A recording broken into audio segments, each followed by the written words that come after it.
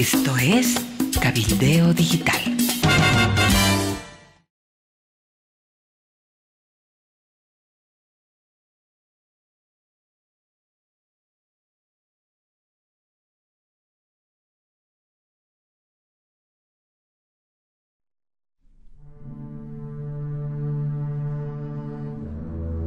Hemos ignorado a algunos que realmente han sido caudillos, como Tupac Katari. Si no hubiese sido la investigación magistral que hizo Condarco del Zaratehuilca, ese Zaratehuilca sería un pobre olvidado. Y no porque no hizo nada, no porque no tuvo seguidores, sino porque el enemigo se encargó de aplastar, de ocultar. Yo pienso que esto mismo han tratado de hacer con Carlos, con Gualberto Vega y con otros muchos que murieron en esa época. ¿Quién sabe el nombre de los muertos en Biloco o de Caracoles? El enemigo se ha encargado de enterrar los nombres.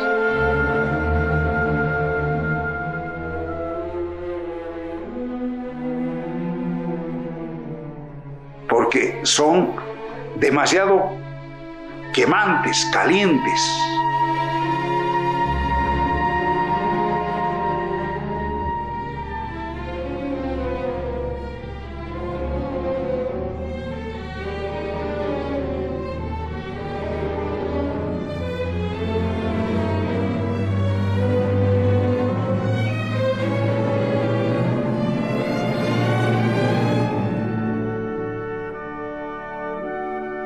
Ya sabía que Angallo dijo un golpe.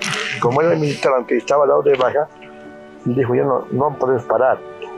Ahorita la hegemonía militar, se viene el golpe, hay que tomarlo, hay que exponerse. Porque Angallo tenía la idea de que un combatiente que escapa puede volver a pelear, pero un compañero combatiente que muere ya no puede volver a pelear. Entonces, en esta visión militar sí es mejor escapar, ¿no? Como decía, los puentes sirven para unir, decía Angallo, pero también para escapar. Hay momentos en que hay que saber escapar y no exponerse a la muerte, ¿no? Entonces, yo creo que le avisó, porque Carlos estaba más comprometido con su visión y que incluso estaba dispuesto a dar la vida y con tomar una posición de retroceso, de recaudo, ¿no? En ese momento de repente era lo oportuno. Porque lo que hacía el honorable Flores y el honorable Quiroga era reunir papeles, o sea, pruebas, ¿no? Como de Santa Cruz llegaron los hermanos Morón y ellos contaban, Willy Sandoval, Edil, todo, cómo habían matado a sus hermanos Banzer.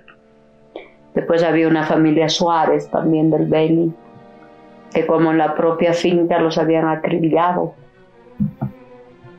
diciendo, ¿no? Que eran comunistas, pero no era eso verdad. O quizás eran pues camaradas, cada uno tiene derecho a tener la política que uno quiera, ¿no? Entonces había muchas pruebas y a quién le entregaban y todo él guardaba y archivaba, y yo le ayudaba, era el honorable Flores. Nos fuimos a su casa donde vivían con Adela no sé qué, no estaba. Y nos fuimos y me dijo, eran unos cuartitos así, y puso un colchón. Y me dijo, mira, había una claraboya, me dijo, por aquí nos podemos escapar, me dijo. Nadie imaginaba que iba a haber el asalto, aunque había síntomas, ya había muerto Espinal, en fin, había síntomas que se venía realmente con una fuerza de excesiva. Pero yo creo que él sabía de que tenía que había un riesgo de perder la vida en eso. Yo creo que Carlos de eso era consciente de que su actividad militante lo ponía en un marco, en un cuadro de que en algún momento él podía perder la vida.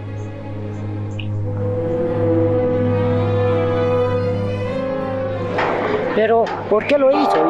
Hay momentos que yo me pregunto, ¿por qué lo hizo? Lo hizo porque era una persona totalmente sensible, porque se identificaba con las posiciones del porradismo, en el sentido de que el POR tenía un programa esencialmente, fundamentalmente de valores socialistas, a tal extremo que en su periódico ellos sacaban y decían, Lucha Obrera decía, el socialismo es una necesidad de la humanidad. Así decía su periódico. Yo creo que él vivía en términos de un comunismo. Él creía en el comunismo y creía que había que vivir el comunismo antes de que el comunismo fuera una estructura de la sociedad, ¿no? Recuerdo una vez que vine aquí a La Paz y fuimos como hacíamos, ¿no? Salíamos al campo a jugar, a charlar, a conversar, a hacer análisis político. Nos pusimos a jugar fútbol y él dijo, a ver, ¿quién es el capitalista que cuenta los goles? Para él había que jugar, no ese era un hecho fraterno. Quién ganara o no era un hecho absolutamente secundario.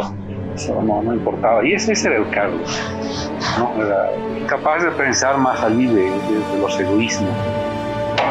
Entonces, todo eso le llevó a él a forjarse como un líder de primera línea, de tal medida que cuando tomó el Parlamento, se constituía como un peligro para mucha gente que no entendía el acontecer mundial y el acontecer de las sociedades, se constituía un peligro. Porque para ser revolucionario en los tiempos duros no se necesita simplemente tener experiencia, ¿verdad? Sino fortaleza. Hay que estar muchos días a veces sin comer, durmiendo poco o caminando mucho. Y esas cualidades reunía este gordo, ¿no? Entonces, por ese motivo yo creo que como él rebosaba juventud, este era un agitador incansable. Era incansable. Entonces, para el enemigo era peligroso, porque ese podía durar más que Marcelo.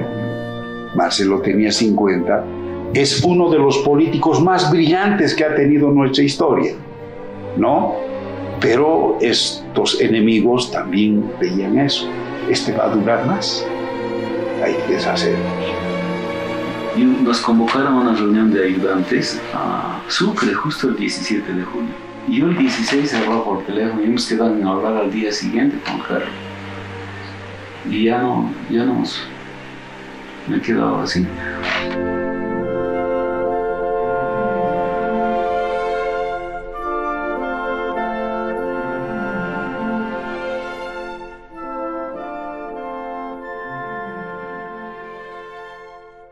El ataque que teníamos de todo lo que eran las dictaduras siempre han sido actos muy asesinos. Recuerdo que Carlos me dijo una vez, fíjate, aquí en la espalda tengo una mancha. Capaz un día me vas a tener que reconocer. Entonces, este día llegó, el 17 de julio, cuando vino el golpe de Estado. Estábamos en casa y cuando escuchamos las noticias del golpe de Estado, Carlos me dijo, este es un golpe asesino, este no es solamente un golpe de ensayo, estos van a salir a matar. Entonces dijo, yo tengo que ir a la Central Obrera porque tenía esta reunión con la comisión. Me dijo, recoge todos los documentos y si no vuelvo hay que cerrar esta casa. Le dije, sí que vas a volver. Me dijo, me voy al Parlamento y después me voy seguramente me voy a la Central Obrera. Carlos se fue y yo me quedé en casa organizando los papeles. Sería como las 11:30, 12 del día. Yo tenía un vaso en la mano y se me rompió sin que haya tocado nada. Mi primer pensamiento fue, algo ha pasado con Carlos.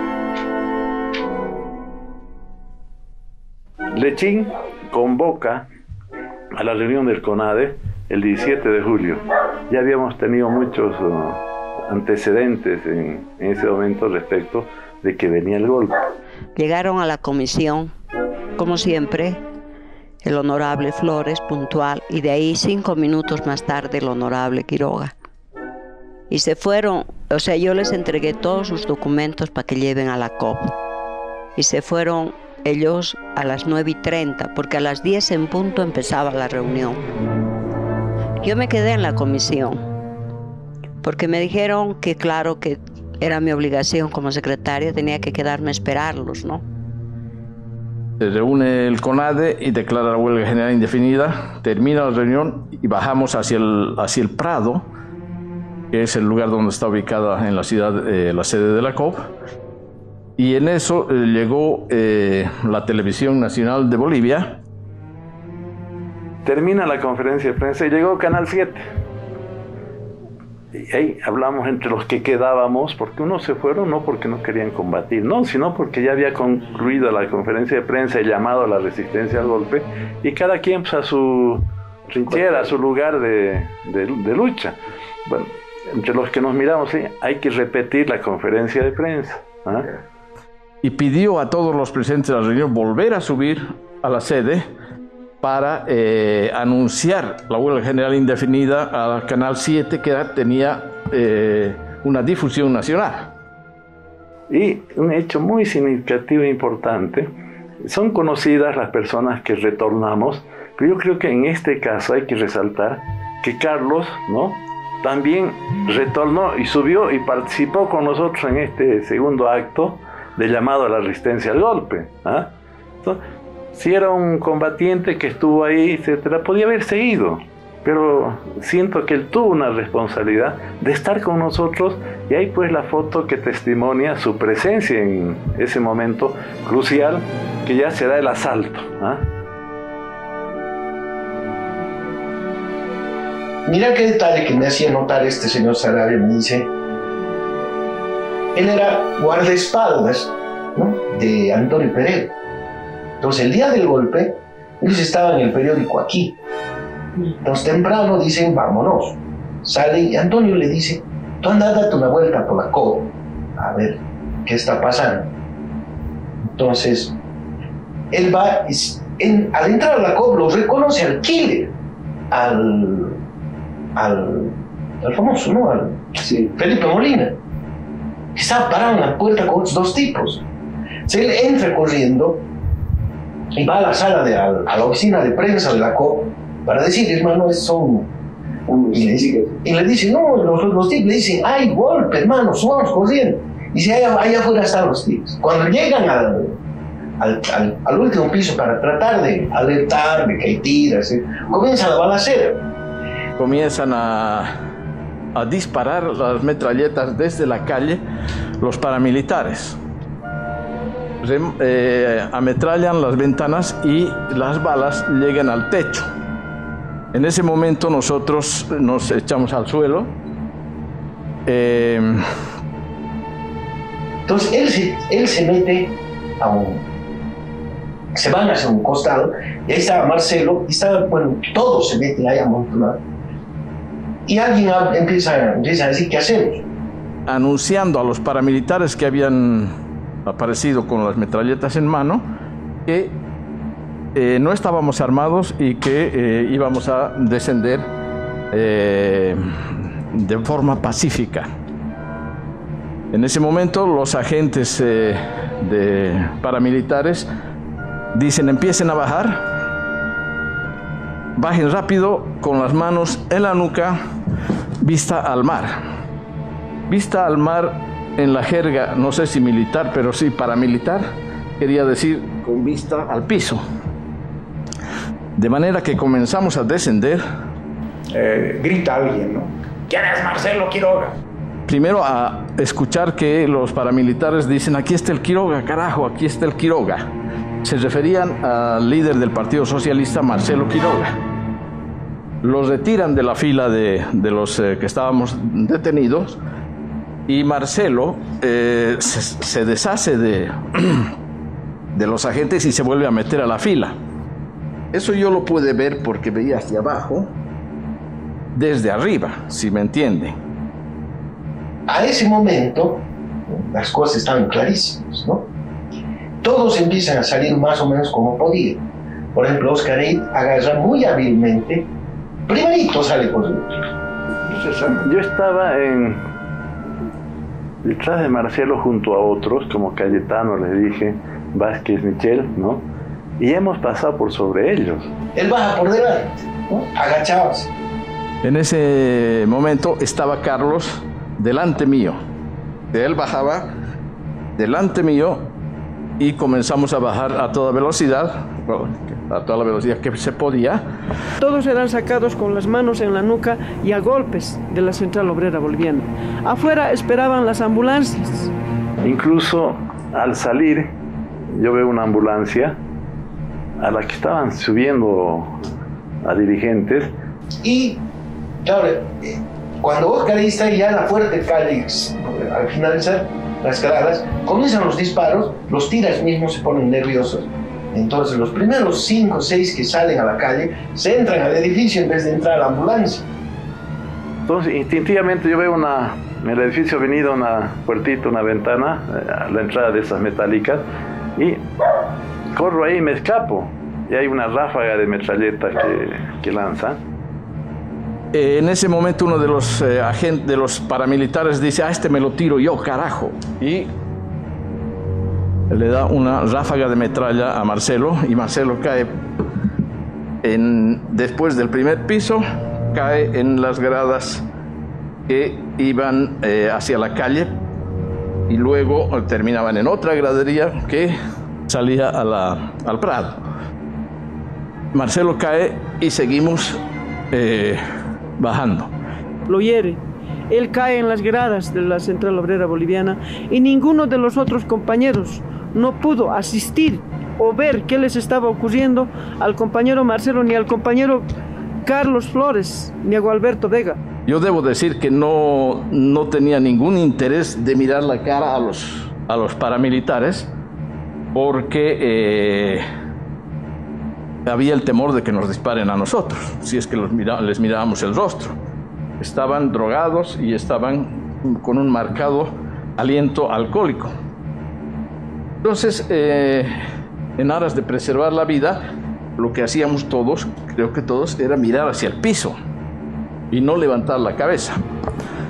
Estaban bajando con las manos en la nuca, en medio de un griterío de golpes, de balacera. Entonces seguimos bajando y llegamos al descanso del primer piso con Carlos delante mío. A Carlos lo reconocen y dice el paramilitar que le va a disparar, ¿y vos qué haces aquí, carajo? Y le da una metralla de cerca. Carlos estaba acá adelante y el paramilitar estaba al lado. Y le propina una ráfaga de metralleta a Carlos y yo logro ver, porque los disparos fueron muy cerca, logro ver cómo Carlos cae dando un giro de 90 grados pesadamente al piso y esta ráfaga, debo decir que fue una ráfaga fulminante y yo no pienso que pudo haber sobrevivido Carlos porque esta sí fue una ráfaga para matar a Carlos, para acribillarlo, para eliminarlo. Seguimos, logro saltar sobre su cuerpo, sobre el cuerpo de Carlos, y seguidamente, en la otra bajada, encuentro a Marcelo, él sí vivo. Marcelo Quiroga, que era amigo mío también, al ver, me agarra del botapié del pantalón y me sujeta como quien se aferra a la vida, porque ya estaba desangrándose. No es cierto eso de que fue un rebalse de la ráfaga dirigida a Marcelo la que le llega a Carlos, ¿no? Hay muchos testigos, evidencias que señalan que lo mataron con una ráfaga, le dispararon una ráfaga a Marcelo que lo dejaron agónico, pero otra ráfaga exclusivamente para el Cordo. Casi no se veía la luz porque era todo lleno de humo, el olor a sangre y a sangre quemada era nauseabundo y era un momento de zozobra. Entonces veníamos bajando y nos dirigimos nos condujeron a la calle. En la calle nos hicieron lo que llamamos en Bolivia un callejón oscuro, hasta las ambulancias que estaban parqueadas en el Prado. Y nos subieron de a 10 o 12 personas a estas ambulancias, y estas ambulancias nos llevaron al Estado Mayor para depositarnos ahí y ya tomarnos presos y realizar la tortura en las caballerizas del Estado Mayor. Y no sé, el general, el coronel Luis Arce Gómez, no sé, con su estilo así ordinario y tosco, dice: a Flores lo hemos matado porque era metiche, ¿no? Entonces, tratándolo de entender en ese léxico, ¿qué quiere decir? ¿Qué entiende ese coronel por metiche? No era por metiche porque estaba bajando las gradas, porque todos estaban bajando las gradas. No era por metiche por ir a la reunión de la COP, porque todos estaban en la reunión de la COP, tenía que haber disparado a todos. No, era metiche porque estaba metido en la Comisión de Constitución, ¿no? Porque seguramente si Alvarado, José María Alvarado, que también era de la Comisión, estaba ese día en la COP, habría muerto, ¿no? O sea, no ha habido más muertos de la Comisión de Constitución porque no estaban en la COP. O sea, los dos únicos de la Comisión de Constitución en la COP mueren.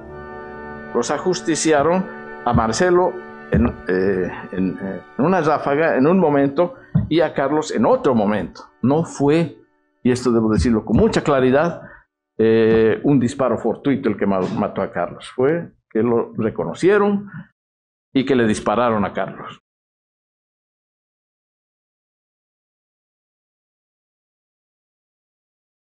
Pero lamentablemente hay mucha gente que hoy en día no sabe quién fue él, porque sobre el tema del 7 de julio ha quedado la imagen, el icono del embajador Quiroga, ¿no? Claro, el embajador Quiroga venía a ser ministro de Obando, había legado nacionalizado, es un tipo que estaba políticamente nacional, era jefe de un partido político, un brillante orador, un gran parlamentario. Entonces su figura succionó a las demás muertes. La muerte de Carlos Flores y de Vega no tuvieron la relevancia que tuvo la muerte de Marcelo, pero ellos también han dado su vida por la democracia, ¿no? Tanto Carlos como Vega. Parece que Celita era espía de ellos, porque nunca más en mi vida la vi.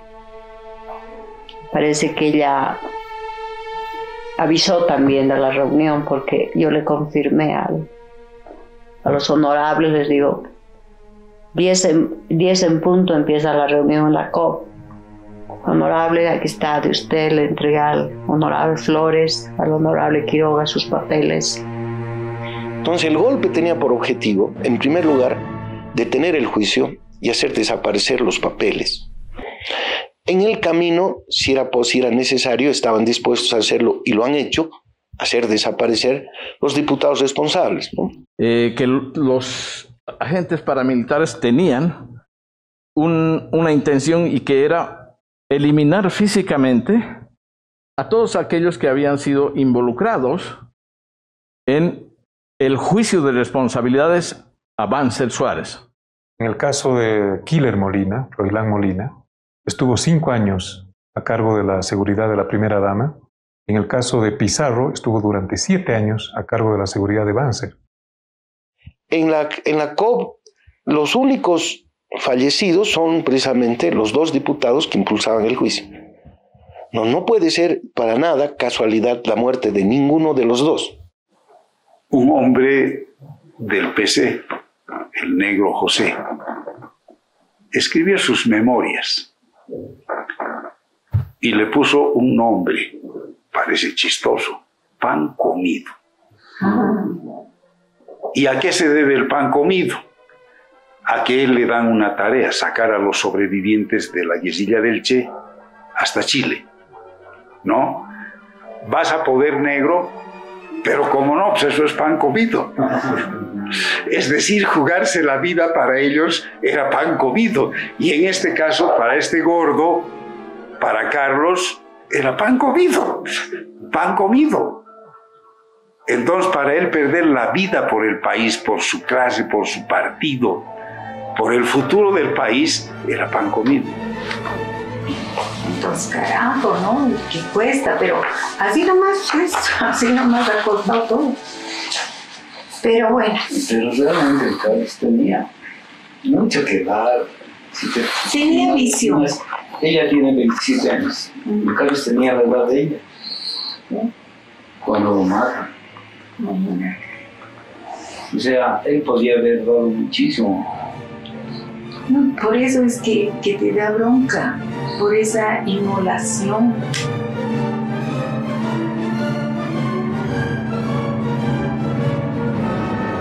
Y por eso murió.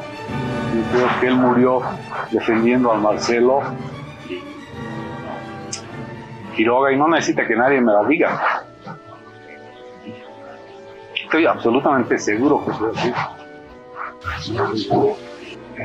Pese a las diferencias que podía tener con el Marcelo,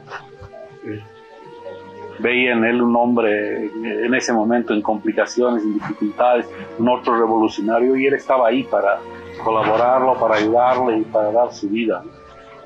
¿Qué era eso? Sí. Yo me acuerdo la última vez que los he visto y el honorable Flores usaba lentes grandes. Y Marcelo estaba de traje. O sea, no de traje así, saco, sino tenía su chamarrita, color beige, su camisa y su pantalón. Risas de niños fuera del cementerio, ¿no? Tal vez había un grupo de jóvenes que reían y niños, y había mucho también mucho sonido de pájaros. Y decía, escucha cómo ríen los niños. Si podíamos mantener la risa de los niños en todas partes. Y eso me hace pensar en la escuela, que ahora para mí es Carlos, esa unidad educativa que se ha constituido. Esos niños, gracias a la imagen de Carlos Flores Pedregana, pueden tener esta alegría de vivir, esta oportunidad de aprender, de sentir el conocimiento. Yo creo que es una forma de homenaje muy linda. Es un homenaje vivo a la unidad educativa Juan Carlos Flores Pedregana.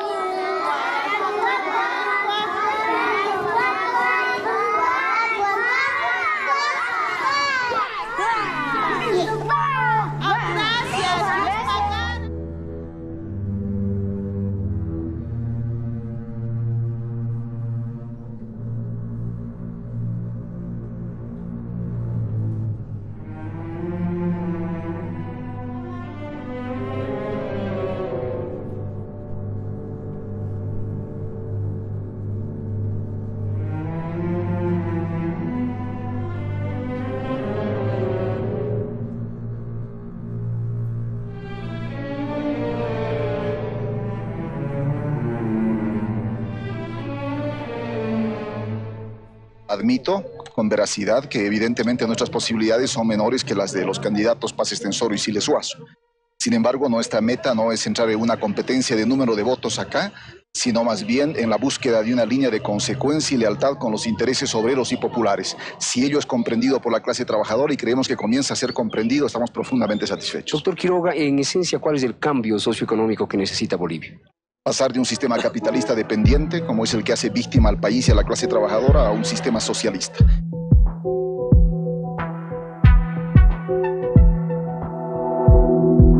Aporta a Cabildeo Digital y apoya al periodismo independiente.